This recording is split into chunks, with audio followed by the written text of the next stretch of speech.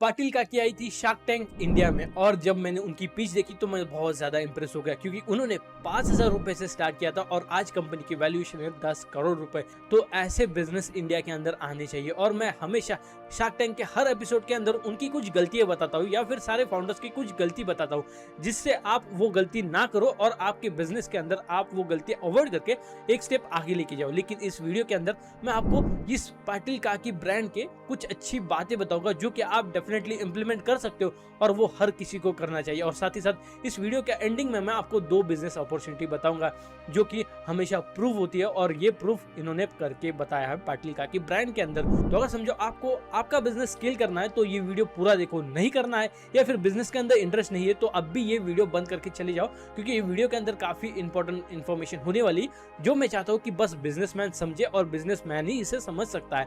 तो अभी बढ़ते हैं वीडियो में आगे, लेकिन सबसे पहले हम ये बात करते हैं कि इनकी स्टोरी एक्चुअल में कैसी थी। तो अभी देखो इनके जो प्रोडक्ट्स थे ये अनऑर्गेनाइज्ड मार्केट के अंदर सेल होते हैं और फिर बाद में जो ऑर्गेनाइज्ड प्लेयर है जैसे कि हल्दीराम काफी बड़ा ब्रांड है। तो अभी यहाँ पे इन्होंने एक मिडिल वे लाया या फिर एक मिडिल मैन बने और मिडिल मैन बन के इन्होंने एक अच्छे प्रोडक्ट लाए, अच्छी पैकिंग लाई और अच्छे प्राइस पे मार्केट के अंदर डिस्ट्रीब्यूट किया। तो इस वजह से ये इतना ज्यादा स्केल हो पाए। लेकिन एक्चुअल में यहाँ पे कहानी कैसी है, तो ये जो दोनों बच्चे हैं ये दोनों बच्चे स्कूल से ड्रॉप आउट है। तो अभी यहाँ पे आपको क्या समझ के आता है कि अगर आपको बिजनेस स्टार्ट करना है तो यहाँ पे कोई भी एजुकेशन या फिर आपने बिजनेस के अंदर MBA कर लिया तो आप एक बिजनेसमैन नहीं बन जाते।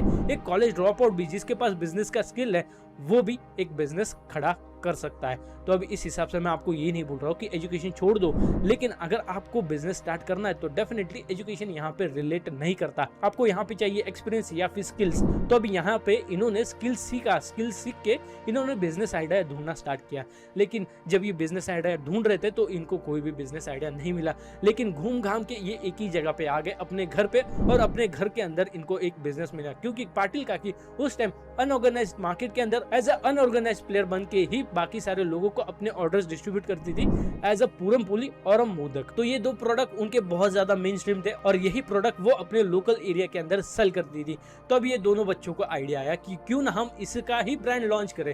तो अब इन्होंने 5,000 रुपीज से एक ब्रांड लॉन्च किया पाटिल काकी और इस चीज के अंदर इन्होंने 2-3 चीजें और भी अच्छे से की। पहला है डिस्ट्रीब्यूशन, फिर बाद में है अच्छे से पैकिंग, अच्छे से प्रोडक्ट पैक किया, अच्छे से उसे प्राइस किया और मार्केट में डिलीवर किया अच्छा डिस्ट्रीब्यूशन नेटवर्क यूज करके, और तब जाके ये ब्रांड इतना स्केल हो पाया। तो अभी आपको यहाँ पे क्या समझ में आता है कि दोनों बच्चे जिनको बिजनेस चाहिए था उनको बिजनेस कहाँ पे मिला, अपने घर के अंदर। इस वजह से मैं हमेशा आपको पिछले एपिसोड में भी बोलता था कि आपको अगर बिजनेस स्टार्ट करना है तो आपके लोकल एरिया के अंदर या फिर एक ऐसा बिजनेस स्टार्ट करो जिसके अंदर आपके पास पहले से रिसोर्सेस अवेलेबल है और साथ ही साथ आपके पास एक मेंटर भी होना चाहिए। तो यहाँ पे ये दोनों बच्चों के पास एक मेंटर कौन था, पाटिल काकी, जिनके पास प्रोडक्ट का पूरा नॉलेज था और वो प्रोडक्ट पहले से बनाते आ रहे थे और इनफैक्ट सेल भी करते थे। तो अभी उनको पता था कि प्रोडक्ट कैसे बनता है, कैसे मैन्युफैक्चर होता है, कैसे प्रिजर्व होता है और कैसे डिलीवर करना चाहिए।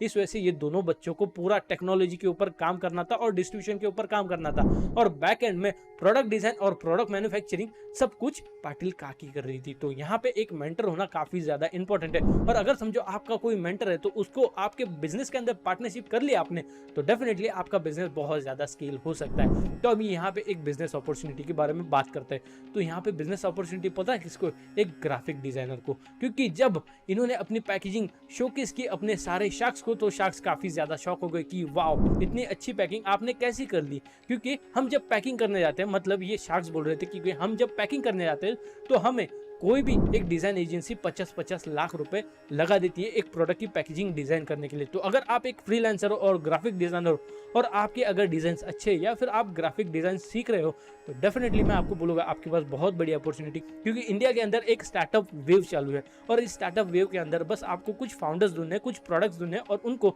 बस ईमेल करना है या फिर लिंक्डइन पे मैसेज करना है। लेकिन जब आप ईमेल करोगे उसका भी एक फॉर्मेट होता है। अगर समझो आपको पता करना है कि ये सारे इतने बड़े बड़े क्लाइंट्स आपको कैसे क्रैक करने हैं, मुझे कमेंट सेक्शन में बताओ, मैं उसके लिए एक डेफिनेटली एक वीडियो लेके आऊंगा। उस चीज के अंदर मैं आपको बताऊंगा कि ईमेल कैसे लिखना चाहिए और आपका पोर्टफोलियो कैसे बताना चाहिए ताकि आपको वो क्लाइंट क्रैक करता है। तो उस चीज के लिए कमेंट करके बताओ। तो अभी यहाँ पे बिजनेस अपॉर्चुनिटी ऐसी है कि आप अपनी डिजाइन और अपनी स्किल इतनी बढ़ाओ कि आप उन सारे फाउंडर्स को मैसेज कर सकते हो और वो फाउंडर्स आपके पास आके डेफिनेटली 50 लाख की जगह आपको एटलीस्ट 10 से 15 लाख तो देंगे ही देंगे और आपका काम होगा वन टाइम। और वन टाइम काम करने के बाद डेफिनेटली काफी सारे क्लाइंट्स को वही सेम डिजाइन में कुछ चेंजेस करके दे सकते हो। तो इससे आपका एक्सपीरियंस भी बढ़ेगा और डेफिनेटली आप पैसे भी कमाओगे एज ए ग्राफिक डिजाइनर। तो यहाँ पे स्कोप बहुत ज्यादा है। और अभी बात करते हैं एक और बिजनेस अपॉर्चुनिटी के बारे में। अगर आपको एक बिजनेस सेटअप करना है लेकिन आपको ये समझ में नहीं आ रहा है कि बिजनेस कौन सा स्टार्ट करूं, तो मैं आपको कुछ एग्जांपल देता हूं, उससे आपको डेफिनेटली पता चल जाएगा कि आपको कैसा बिजनेस स्टार्ट करना है। तो पहला एग्जांपल है लेंस कार्ट का, दूसरा है बोट का। वो कैसे बताऊं मुझे। तो यहाँ पे इन्होंने अनऑर्गेनाइज मार्केट को ऑर्गेनाइज किया और ऑर्गेनाइज करके मिड स्पॉट के अंदर आए। ये ultra high premium luxury brand की तरफ नहीं गए, इन्होंने अपनी प्राइस मिड में रखी ताकि लोग अनऑर्गेनाइज मार्केट को छोड़ के एटलीस्ट थोड़े अच्छे पैसे दे के एक अच्छा क्वालिटी का ब्रांड या फिर अच्छा क्वालिटी का स्पेक्स ले सके। इस हिसाब से लेंस कार्ड बना और तब जाके इतना बड़ा स्केल हो पाया। और फिर बोट ने क्या किया, एक तो आपको स्पीकर्स मिलेंगे बहुत ही हाई एंड और बहुत ही महंगे, नहीं तो आपको कुछ ऐसे स्पीकर मिलेगी जिनकी क्वालिटी अच्छी नहीं है। तो यहाँ पे बोट ने क्या किया, अपना मिडिल ग्राउंड ढूंढा, मिडिल ग्राउंड ढूंढ के अच्छे प्रोडक्ट लेके आए और जो हाई क्वालिटी थी वो मिड रेंज में लाके आपने एक अच्छी प्राइस लगा के प्रोडक्ट बेचे मार्केट के अंदर और तब जाके बोट इतना ज्यादा स्केल हो पाया। तो अभी यहाँ पे आपको क्या समझ में आ रहा है कि अगर आपको बिजनेस स्टार्ट करना है कि डेफिनेटली आपको एक मिड ग्राउंड पकड़ना है। यहाँ पे एक ऐसा मार्केट ढूंढना है जो कि एक अल्ट्रा हाई प्रीमियम प्रोडक्ट बेचता है या फिर अल्ट्रा हाई प्रीमियम लग्जरी एक ब्रांड है, और नहीं तो वहां पे टोटली अनऑर्गेनाइज मार्केट है। तो अभी दोनों अनऑर्गेनाइज और ultra high premium luxury brand के बीच में आपको आना है और वहां पे मार्केट को कैप्चर करना स्टार्ट करना है, तब जाके आप स्केल करोगे किसी भी बिजनेस के अंदर। तो अभी यहाँ पे शार्क टैंक के अंदर कुछ टर्म्स यूज हुए थे जैसे कि ASP, एवरेज सेलिंग प्राइस। मतलब कोई कस्टमर अगर आपसे कुछ प्रोडक्ट लेता है तो उसकी एवरेज बाइंग प्राइस क्या होती है, मतलब आप एवरेज कितने में सेल करते हो एक प्रोडक्ट को, वो होता है ASP या फिर इसे टिकट साइज भी बोला जाता है। और फिर बाद में एक और टर्म थी जो थी परफॉर्मेंस मार्केटिंग। अगर आपको पता है तो मुझे कमेंट सेक्शन में बताओ कि परफॉर्मेंस मार्केटिंग क्या होती है। तो अगर समझो मैं एक एड चलाता हूँ, एड दो टाइप की होती है, एक ब्रांड अवेयरनेस और एक कन्वर्जन एड।